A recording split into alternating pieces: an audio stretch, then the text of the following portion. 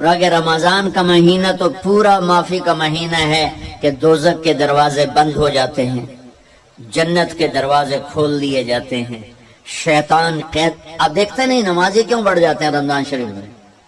کہ وہ نامراد قید ہو جاتے.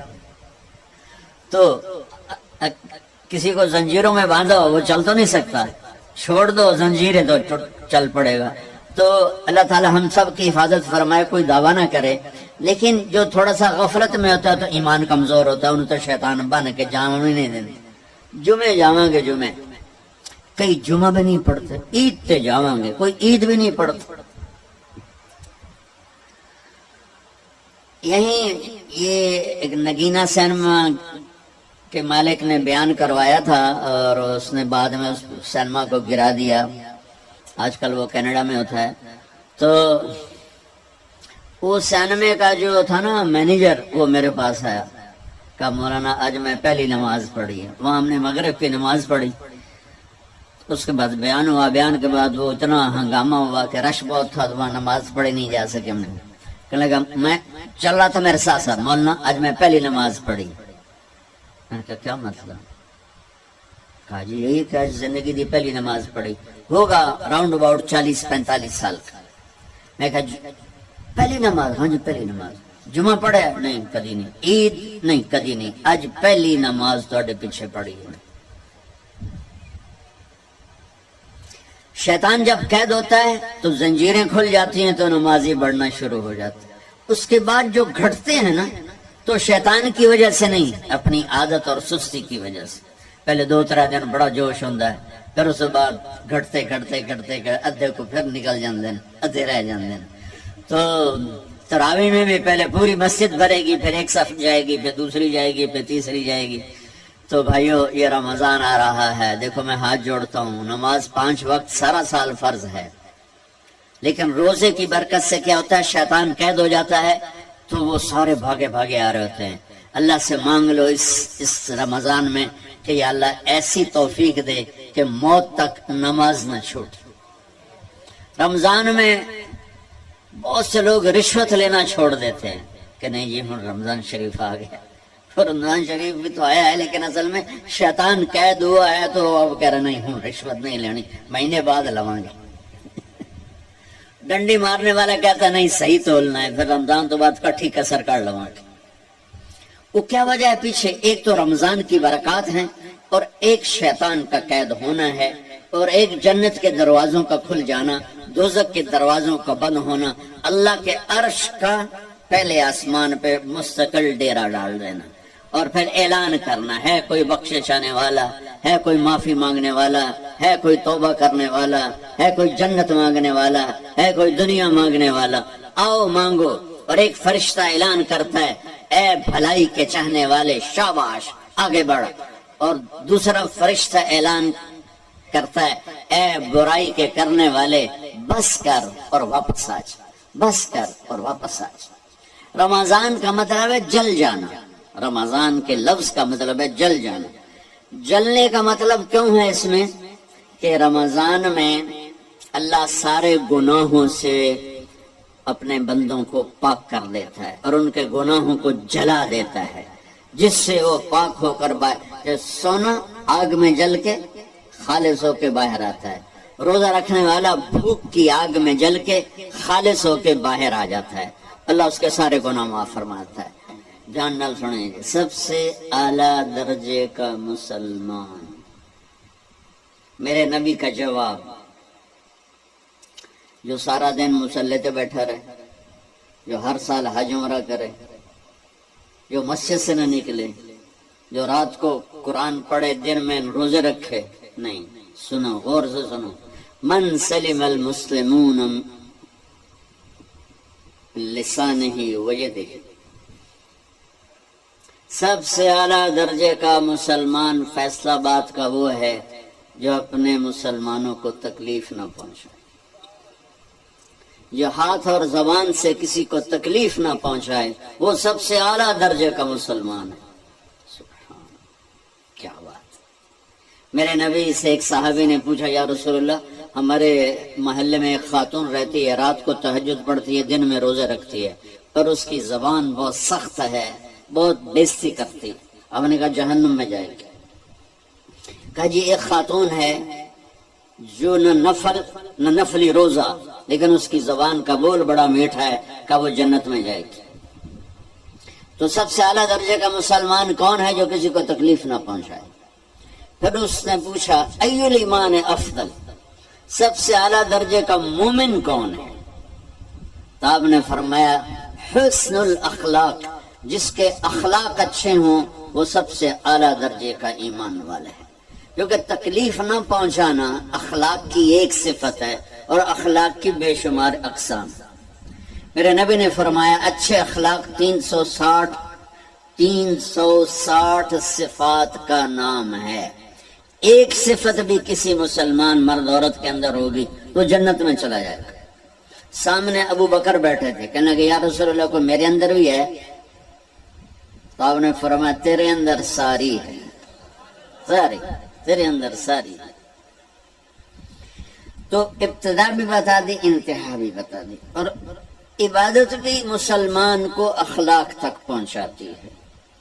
آپ سنو قرآن سے، اللہ تعالیٰ انسان کسے کہتا ہے؟ ایمان والوں کو. ان الذین کفروا من اہل الکتاب والمشرکین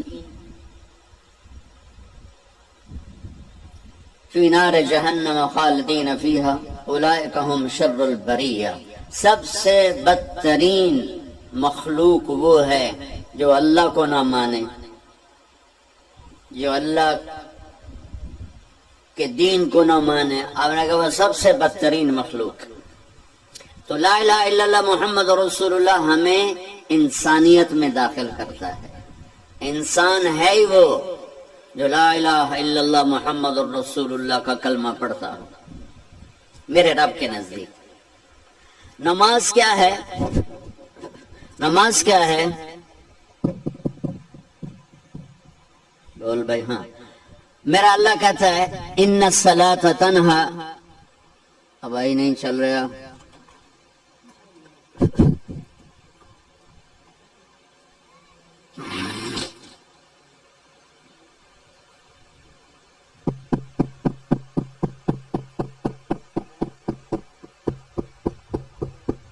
تھوڑی آواز ہے.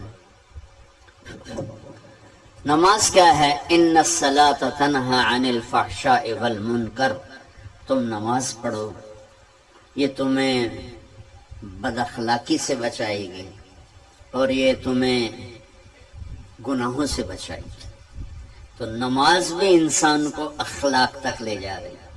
فحاشی سے بچائے گی، گناہوں سے بچائے گی، اخلاق کی طرف سفر. روزہ آ رہا ہے. روزہ کس لیے ہے؟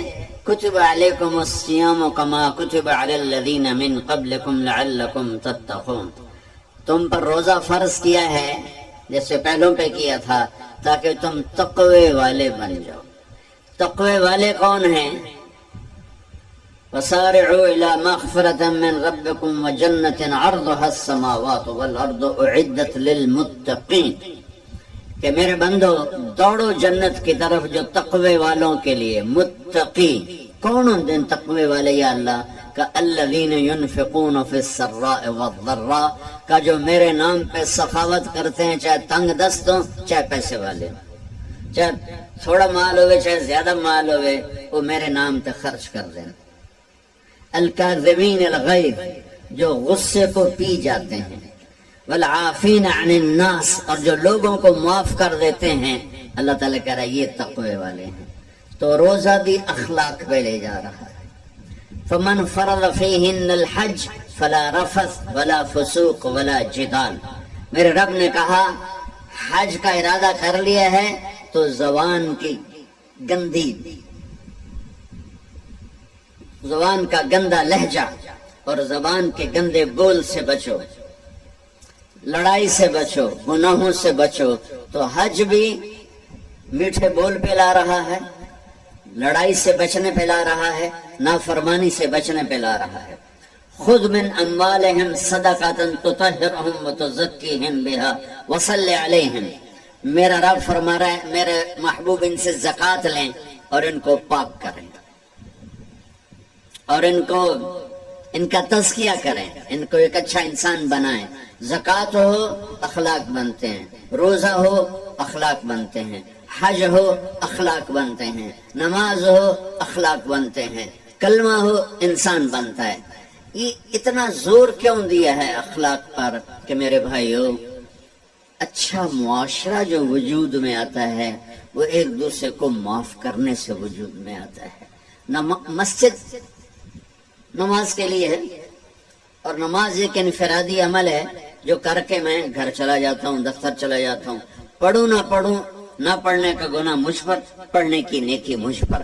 لیکن اگر میرے اخلاق برے ہیں، روزہ میری چیز ہے، رکھوں اجر، نہیں رکھوں پکڑ، زکوٰۃ دے دوں اجر نہ دوں پکڑ، حج کر لوں اجر نہ کروں پکڑ، صرف میری ذات سے کے گرد ہے، نماز بھی، روزہ بھی، حج بھی، زکوٰۃ بھی۔ لیکن برے اخلاق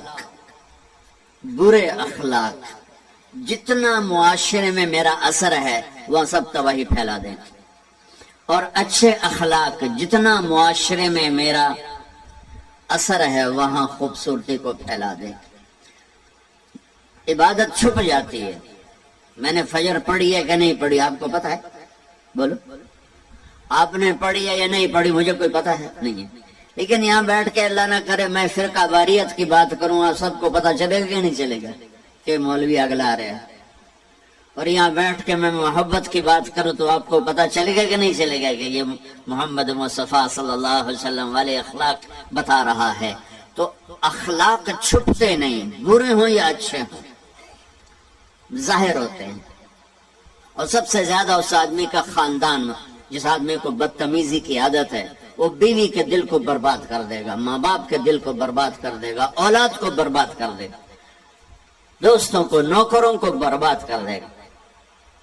اس کے نوکر سامنے کہیں گے میاں صاحب، شیخ صاحب، سیٹھ صاحب، خان صاحب، اتھے جا کے گالی کٹن۔ اور جس کے اخلاق اچھے ہوتے ہیں وہ اپنے گھر کو خوبصورت بنا دیتا ہے، رشتوں کو خوبصورت بنا دیتا ہے، ملازموں کو خوبصورت بنا دیتا ہے، اپنے کاروبار کو، اپنی زندگی کو، ہر پہلو اس کا خوبصورت ہو جاتا ہے۔ اچھے اخلاق لباس کی طرح ہیں جو میرا ہر عیب چھپا لیتے ہیں، اور برے اخلاق ننگے آدمی کی طرح ہے جس کا ہر عیب سامنے آ جاتا ہے۔